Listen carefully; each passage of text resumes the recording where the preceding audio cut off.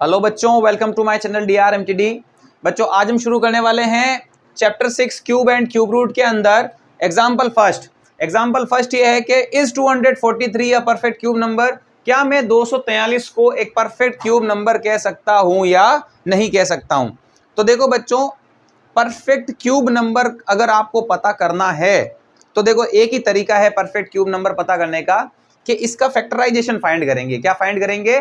Factorisation find करेंगे। जिस तरीके से परफेक्ट स्क्वायर नंबर में दो के पेयर बनते थे उसी तरीके से परफेक्ट क्यूब नंबर के अंदर ट्रिपलेट्स बनने जरूरी है।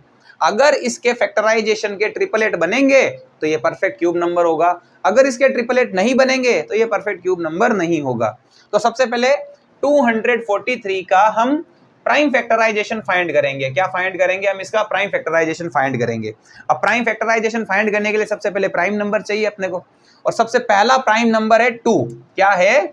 2। अब मुझे ये पता करना है कि ये 243 2 से डिविजिबल है या नहीं है। तो जिसका लास्ट डिजिट या यूं कहूं जिसका वंस डिजिट 02468 हो वही नंबर 2 से डिवाइड होता है।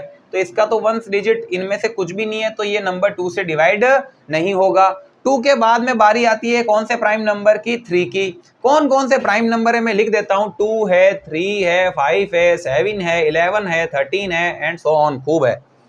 तो सबसे पहले 2 की बारी आ गई, 2 का पत्ता कट। अब आया 3। अब क्या ये नंबर 3 से डिविजिबल होगा कि नहीं होगा? देखो बेटा, 3 से डिविजिबिलिटी का रूल ये होता है कि डिजिट को सम कर दो, इन तीनों डिजिट को सम कर दो। सम करने पर आया 9। 9 3 के टेबल में आता है तो ये नंबर पूरा 3 से डिवाइड होगा। अब देखो 2 तो छोटा है, डिवाइड नहीं होगा। स्टार्टिंग में आप 2 डिजिट ले सकते हो, जैसे अपन डिवाइड में भी तो लेते ही हैं। तो 3 के टेबल में 24, 8 टाइम 3 8 जा 24, 3 1 जा 3, 81 बचा। क्या 81 अभी भी 3 से डिवाइड होगा? तो इनके डिजिट को सम कर दो। सम करने पर आया 9। 9 फिर से 3 के टेबल में आता है तो 81 3 से डिवाइड होगा। अब देखो 3 के टेबल में 8 तो नहीं आता, लेकिन 3 2 जा 6 जरूर आता है। अब मिला 6 और यहाँ है 8, कितना बच गया? 2 बच गया कि नहीं बच गया?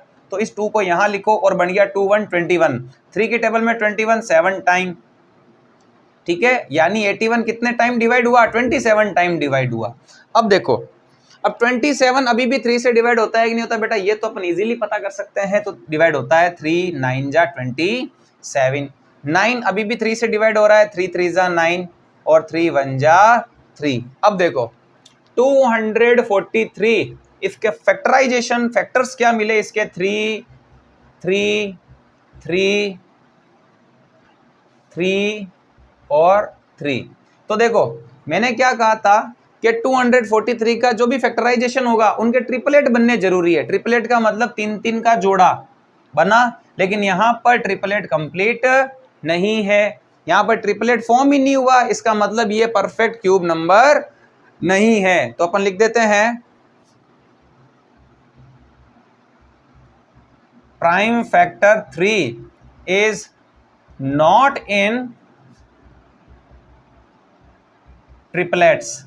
ये ट्रिपलेट के अंदर नहीं है, 3 का जोड़ा नहीं बन रहा है। सो 243 is not a perfect cube. ठीक है बच्चों, होप कि आपको एग्जांपल फर्स्ट समझ में आया होगा। आप इसको नोट कीजिए। नेक्स्ट वीडियो में हम मिलते हैं बच्चों एग्जांपल नंबर 2 के साथ। तब तक के लिए थैंक यू फॉर वॉचिंग।